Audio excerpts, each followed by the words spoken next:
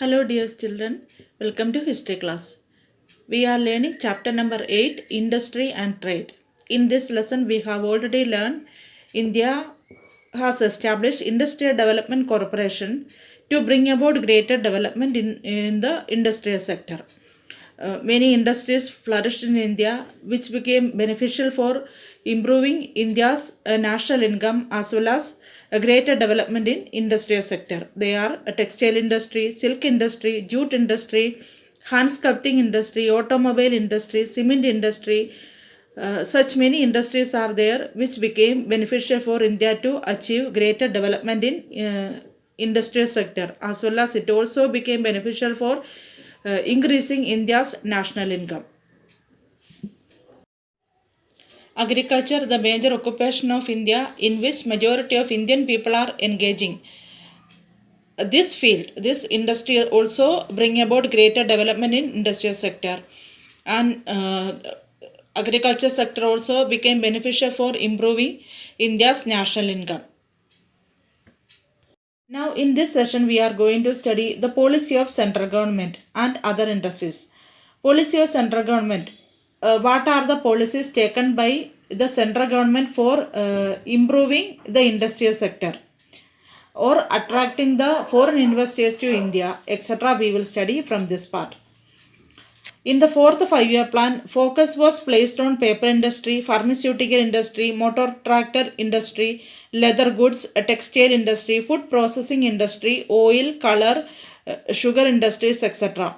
So, in the fourth five-year plan, the government had given more importance for improving the industries such as paper industry, pharmaceutical industry means medicine making industry, motor tracting industry, manufacturing automobiles and tractors, and leather goods, textiles, food processing industry, oil, coloring, sugar industries, etc. And mainly these all industries were focusing for export. So, in the fourth five-year plan, the government had given more focus on the progress of these all industries. According to the industrial licensing policy of 1970, all those factories requiring an investment of more than 5 crore rupees were to be included as heavy industries. A new act was brought by the central government. The act was Industrial Licensing Policy of 1970, giving license to proper industries, that is Industrial Licensing Policy. According to this policy, any factory is investing more than 5 crore rupees in their factory, that factories or that business or industry is included as heavy industries, that is considered as heavy industries. If any factory is investing more than 5 crore rupees as the investment, that investment or that factory is included as heavy industries, so that the big industrial houses, foreign companies were allowed to invest in heavy industries that were not reserved for the public sector. Because of this industrial licensing policy of 1970, many foreign investors and Indian investors became ready to invest in India and became ready to spend their money in Indian market for the improvement of industries. As a result of this policy, by the end of 1972, 3,18,000 small industries were registered with the Government Registration Office. That means 3,18,000 small industries were started in India because of Industrial License Policy of 1970. Because of this policy, any factories spending more than 5 crore rupees were considered as heavy industries, as well as many foreign investors and Indian investors became ready to invest in India, to start their business in India, not under the control of government. It is not public sector, it is private sector only, and not under the control of government. As a result, 3,18,000 small industries were started in India. Now we will study about mineral wealth. The availability of minerals, iron and coal plays a major role in the industrial development of the country. We have adequate stores of iron, manganese, coal, mineral oil and in our country. in our country itself we have enough stores of iron, manganese, coal, whatever mineral, that means we have adequate mineral deposits in India itself. Sometimes we need to depend other countries, but somewhat of our need we can meet here itself in India. That means we are getting adequate mineral wealth in India itself. So this mineral industries, availability of mineral oils, iron, coal, these all plays a major role in the industrial development of India. And because of this, India's national capital has been increased a lot. India's income has been increased a lot because of this mineral, iron, coal, mineral oil, manganese, etc. Forest resources. As you know, India is getting adequate rainfall, so that we have enough forest areas as well. So the central government has taken responsibility for preserving this old forest. Government has reserved some forest for the industry based on forest. So the central government and state government has preserved some forest only for industrial purposes. Other people are not allowed to take or use any forest resources from that area. So the some of the forests are under the control of state government and central government. It is preserved only for industrial purposes. The task of conservation of the forest is done by central government and the state government and by the local people. Local people are also engaging in preserving some of the forest. Forests are necessary for the raw materials for industries like construction, paper, newsprint, silk, matchboxes, medicinal herbs, honey, lacquer.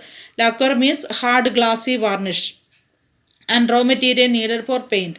So for all these purposes, forest resources are essential, so that the central government and state government has taken responsibility for preserving and conserving these all forest areas. Some of the forest areas are specially preserved for industrial purposes.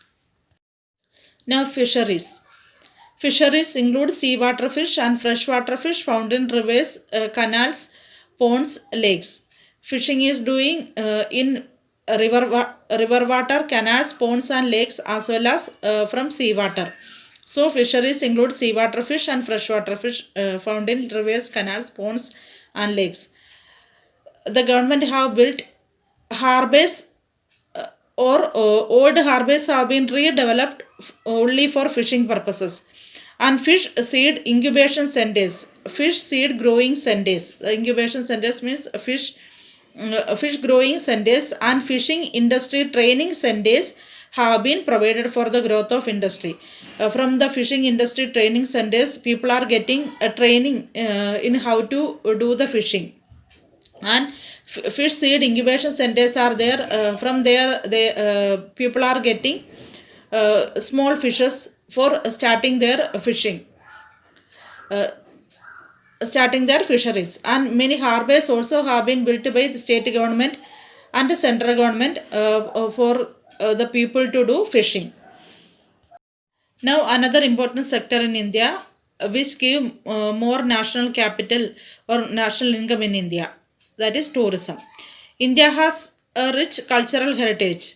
There are places of worship, different religion, pilgrimage centers, confluences of rivers, forts, caves, etc. all over in our country. In our country, many pilgrim centers are there. Many churches, temples, mosques are there. That is the worship of different religion. And confluences of rivers are there. Confluence of rivers means where 2-3 rivers meet, like Triveni Sangam, where Ganga, Yamuna, Saraswati meet. So these all places are very attractive, and tourists are attracted towards these areas. Tourists from our country as well as from abroad travel in India throughout the year to visit these all places. Tourists are arriving from abroad nations as well as tourists from India is moving here and there and visiting these all places. The facilities for tourists to stay, travel, etc. are provided through Tourism Development Corporation. Tourism Development Corporation, which is coming under the control of government. This organization provide facilities for tourists for their staying, for their travel, etc. So convenient atmosphere is created by Tourism Development Corporation and government for attracting tourists to India as well as the Indian tourists. Sale of curios and hotel industry thrives in tourist places. Curious means unusual and interesting object. Means some objects, local people are displaying some objects, some attractive objects. So the tourists will be attracted towards it and they will buy. So the sale of curios are common in those all areas, and hotel industry is also flourish because of tourist places. In some places there are guides who give information to tourists about that area. You might have seen in some tourist places guides are available. They are having enough knowledge about the particular area. They are also rendering their services for giving information to tourists about that place. And sometimes when vehicles don't reach the destination in some remote and difficult to reach tourist places, the local people help the tourists in return for a fee. In some places, in hilly areas, some mountain areas, it is very difficult to reach the tourist in that particular place. In such cases, local people they are acting as the helpers and they help the tourists. In return, they are getting fee. Employment opportunities are generated out of these needs. In this way, employment opportunities are also there for the local people for helping the tourists, and they are getting income as well. So, tourism or tourist sector is an important sector which is giving more income to India, and it adds the national income of India. Now we will see how import, export or foreign trade became beneficial for India for its national income. When planning started in 1959, 5-year plan started in the year 1959, the import of industrial goods and raw material required for production increased. India's imports included machines, iron, mineral oil, fertilizers, medicine, etc. So initially, India was importing machines, iron, mineral oil, fertilizers, machine, etc. In 1951 onwards, India's foreign trade also has been increased. India also gave impetus to export after independence in order to gain valuable foreign exchange. We need foreign money. That's why India also giving preference for export. India initially exported and now also exporting tea, coffee, spices, cotton textiles, leather, footwear, pearls, precious stones, etc. These were exported initially and now also it is going on. So import and export or foreign trade also beneficial for India to improve industrial sector or improves India national income. We will study internal trade, trading activities going on inside India.